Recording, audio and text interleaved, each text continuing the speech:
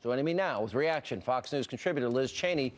Liz, relieved to have the Muslim Brotherhood, let's see, they referred to the Israelis as vampires, killers, a known terrorist organization. Relieved? I'm not relieved. This could be disastrous from my position. I want to get your take. No, you're exactly right, Sean. They said they were relieved. They've welcomed it. You know, and in fact, even more troubling, I've heard from a number of liberals in Egypt, people who should be with the United States, asking why is it that the United States is now backing the Muslim Brotherhood? The Muslim Brotherhood is anti-freedom. They're anti-women. They're anti-Christian. They're anti-Jew. They're anti-Israel. They're anti-American. They're anti-democratic. They're very closely allied with, in fact, the same organization as Hamas. They are the organization that spawned al-Qaeda. Ayman al-Zawahiri, who's now the leader of al-Qaeda, began in the Egyptian Muslim Brotherhood.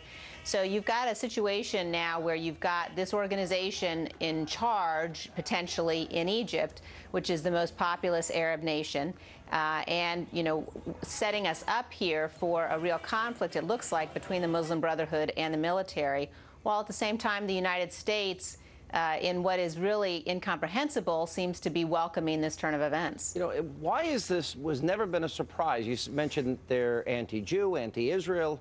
We know what's happening to the Coptic Christians in Egypt, et cetera. You say all of this, and yet President Obama, and through his Secretary of State, actually seemed to come out in support of the win of the Muslim Brotherhood, even before it was announced on Sunday. Right. And, you know, we heard reports, for example, that you had Christian villages where people were told by representatives of the Brotherhood, don't go vote, don't go to the polling places, stay home. And at the same time, you had that kind of pressure going on. The administration here seemed to be assuming that the only pressure that might be put on the electoral process would come from the ruling military.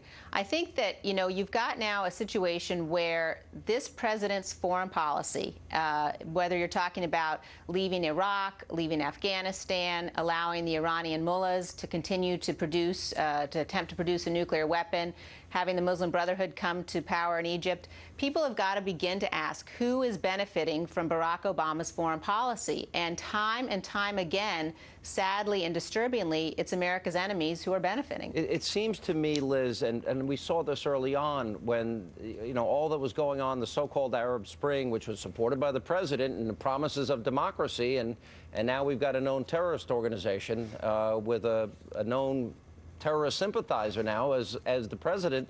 Seems that radical Islamists in the Middle East, you know, we look through Syria, we look to North Africa, we take it all the way to Iran. It seems that we're living in an age of the rise of radical Islamists. And it seems like there is, you know, a growing alliance against Israel in the United States. Where can this possibly end? Because it doesn't seem like it can end in any way that's going to be good.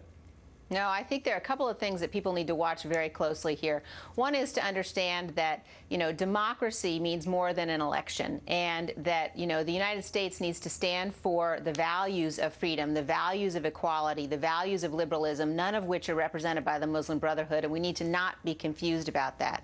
Secondly, you're going to have a lot of people, a lot of commentators saying, well, gosh, the Muslim Brotherhood's moderate. They're moderate Muslims. They are not. There are, in fact, millions and millions of moderate Muslims, including, you know, 12 million of them in Egypt alone, nearly half the people who voted, who said, we don't want to be ruled by these people. You know, Morsi lost his own home governorate, which has long been a stronghold for the Brotherhood. But people should be aware that the Muslim Brotherhood is not moderate. They are, in fact, an extremist organization. You had an important speech just tonight, actually, in London by the Director General of the British MI5, their domestic intelligence service, saying that, in fact, the Arab Spring is creating a more welcoming circumstance for al-Qaeda in the short term across the Middle East. And I think there's no question about that. Morsi's first rally in 2012, he led supporters in a chant, the Quran is our constitution, Sharia is our guide.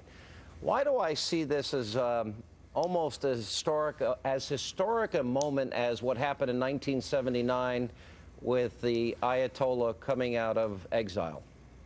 Yeah, I think that is the real fear here and the real potential concern for us. You also had one of Morsi's campaign rallies. You had one of his surrogates, while he was there on stage in front of hundreds of thousands of people, talk about how we're going to use jihad to make Jerusalem our capital. And while you've got this surge of extremism happening across the Arab world, simultaneously, you've got the United States pulling back. And we have a president who, I believe, for the first time, at least in modern history, has had as his objective leaving America weaker than when he took office. And you only have to listen to his own words to understand how true that is. But the combination there, you know, is potentially explosive. It's bad for Israel. It's bad for us. And the Iranians, in the meantime, are working away day in and day out to develop a nuclear weapon, while the White House leaks secrets about some of the programs we were allegedly working on to stop it. The president couldn't have been more wrong about the Arab Spring. We predicted from day one that what happened yesterday would probably happen, and this may go down in history as the biggest foreign policy blunder of Obama's presidency. But we'll watch it closely, and it's always good to see you. Thank you.